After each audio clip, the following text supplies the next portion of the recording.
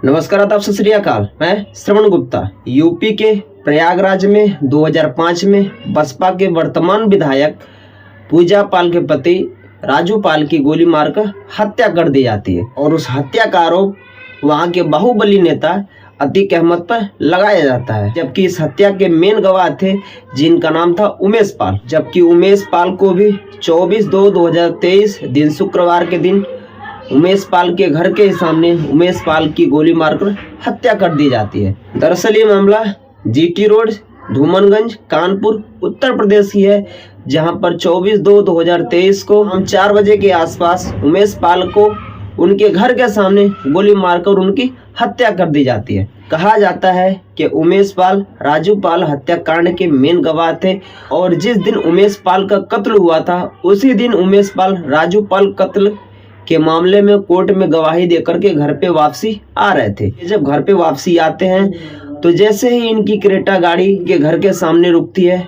तो सबसे पहले गाड़ी से उमेश पाल बाहर निकलते हैं और उसके बाद उनके गनर गाड़ी से बाहर निकलते हैं। उमेश पाल जैसे ही गाड़ी से बाहर निकलते हैं वो कुछ समझ पाते कि धड़ाधड़ वहां पे गोलियां चलने लगती है। उमेश पाल दौड़ते हुए अपने घर के गेट पे जाते हैं और गेट खोल करके घर में प्रवेश करने का प्रयास करते हैं, लेकिन वहां पे जितने भी बदमाश थे धड़ाधड़ उनको गोलियों से भूनते रहे। यहाँ तक कि जब उनके गनर निकले थे, गनर को भी गोली मारकर उनकी हत्या कर दी गई। हालांकि उमेश पाल की गोली लगने के बाद उमेश पाल और उनके शूटर दोनों लोग वहीं पे गिर जाते हैं और दोनों लोगों की मौके पर ही मौत हो जाती है।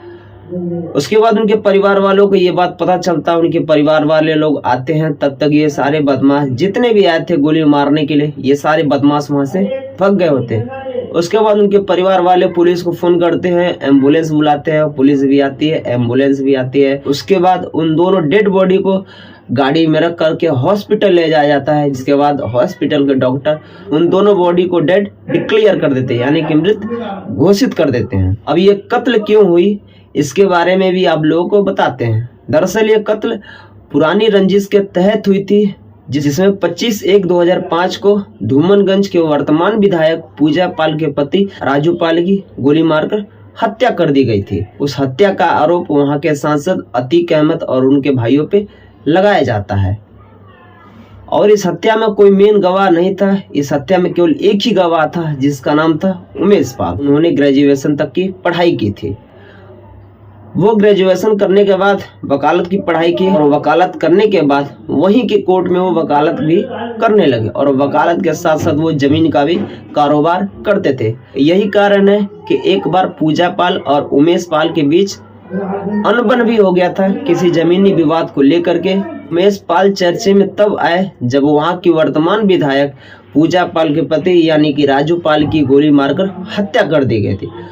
उसमें ये मेन गवाह के तौर पर मौजूद थे और उमेश पाल को ना जाने कितने बार अतीक अहमद की तरफ से धमकी भी आया था कि तुम इस मामले में गवाही मत दो, लेकिन उन्होंने एक बार भी नहीं माना। उनके पास जितनी भी धमकियां आती थी सारे धमकियों को वो पुलिस स्टेशन में जाकर के शिकायत दर्ज करवाते थे। अतीक अहमद ने उन्हें कई बार ये भी धमकी दिया था कि अगर तुम इस मामले में गवाही दोगे तो तुम्हारा किडनैप कर लेंगे और तुम्हें जान से भी मार देंगे। फिलहाल जहां पर उमेश पाल का गोली मारकर हत्या किया गया था वहीं से मात्र 400 मीटर दूर पे ही वहां के वर्तमान विधायक पूजा पाल के पति राजू पाल की भी गोली मारकर हत्या किया गया था। फिलहाल उमेश पाल मर्डरकांड का मुख्य आरोपी धूमनगंज इलाके का दिनेश पासी, अतीक अहमद और उनके साथियों को ठहराया गया। अगर उनके राजनीतिक करियर की बात करें तो 2005 में उमेश पाल और पूजा पाल दोनों लोग बसपा में शामिल थे, जबकि पूजा पाल बसपा से वर्तमान विधायक थी। और उसी समय 2005 में समाजवादी पार्टी से अतीक अहमद सांसद हुआ करते थे।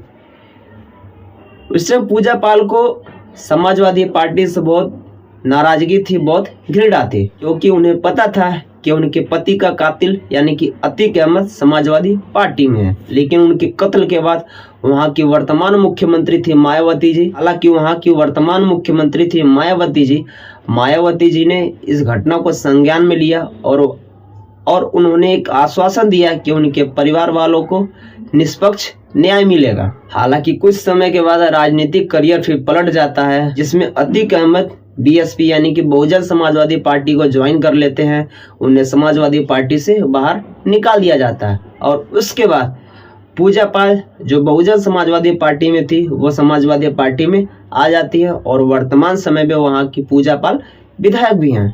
उमेश 2019 में ही बीजेपी को ज्वाइन कर लिए थे और उनके कत्ल के बाद वहाँ की पुलिस एसटीएफ और 10 पुलिस की अलग अलग टीमों को गठित किया है उमेश पाल के हत्याओं को पकड़ने के लिए। और कानपुर के बॉर्डर को भी सील कर दिया गया है। वहाँ पे जितनी गाड़ियाँ आ रही हैं, जितनी गाड़ियाँ जा रही हैं, सारी गाड़ियों पे निगरानी की जा रही है कि शायद कि इनका आरोपी कहीं यूपी से बाहर न चला जाए। दरअसल इस कहानी को सुनाने का उद्देश्य हमें आपको ठेस नहीं पहुंचाना है। इस कहानी को सुनाने का उद्देश्य केवल हमें आपको जागरूक करना है कि एक कत्ल हुआ था 2005 में और उसके बाद उसी कत्ल को दोबारा से दोहराया गया 2023 में, यानी कि 18 साल बाद उसके मुख्य आरोपी को भी गोली मारकर हत्या कर दिया गया, जबकि इसका फैसला जल्द ही आने वाला था। अगर ये वीडियो आप हमारी फेसबुक पे देख रहे हैं तो प्लीज़ हमारे फेसबुक पेज को फॉलो करें, और अगर ये वीडियो आप हमारे यूट्यूब पे देख रहे हैं तो प्लीज़ हमारे वीडियो को लाइक करें, कमेंट करें, शेयर करें और साथ ही हमारे चैनल को सब्सक्राइब करना ना भूलें। आप लोग जहाँ रहें सतर्क रहें, सुरक्षित रहें और मिलते हैं कल शाम 7 बजे एक नई कहानी के साथ। तब तक के लिए जय हिंद, जय भारत।